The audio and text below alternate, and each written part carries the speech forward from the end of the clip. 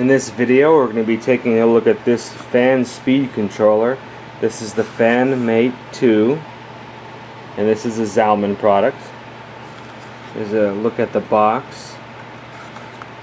And we got the back, shows some configurations of using it inside or outside of your PC, running the wires through. So you've got one getting plugged into the power, one getting plugged into the fan, going back to this with a knob to control the fan speed. And there's the dimensions and the weight. So it's going to do 5 to 11 volts and at 6 watts or lower. Okay, so I've already opened one and I've set it up down here. As you can see, it's actually running. This is the fan I'm using. It's a air penetrator, and not that it matters, but it's it should be 140 millimeters. So we have it plugged in to this side of the fan controller, and then the power plugged in, and then it goes back to this little gadget. And there's also a piece of sticky tape that's in the box that you can use to mount it, you know, inside or outside of your case. So basically, you know, it just spins, and then the fan just got faster. So it's obviously it's progressive.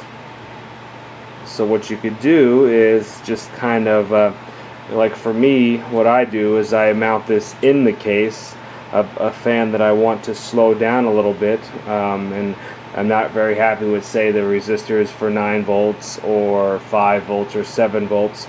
If that's just not enough for me, then I can, you know, spin it to exactly where I want the noise level to be and then leave it there. Or I have not done this yet, but obviously you can mount this outside of a case, either with the screw or just using that double-sided tape. And I think it would possibly, depending on where you put it on your case, it could look like hell. You know, like in the example here, it's showing that it's just right on the side there, and you know, I just don't think I could necessarily live with that. But maybe if you could get it like on the back side or something, and if you knew where it was, you could just easily adjust it up or down to suit your needs. But for me, I just set it to where I'm comfortable with the noise level, and then leave it there, tuck it behind something in the case. I've used a fan splitter before to have it run 2 fans, as long as we don't break that 6 watt maximum. I'm not sure, I've never broken it before.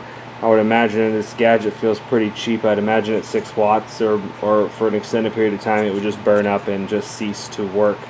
It doesn't look like it's user serviceable in any way, so I would guess that it's just going to completely die at that point.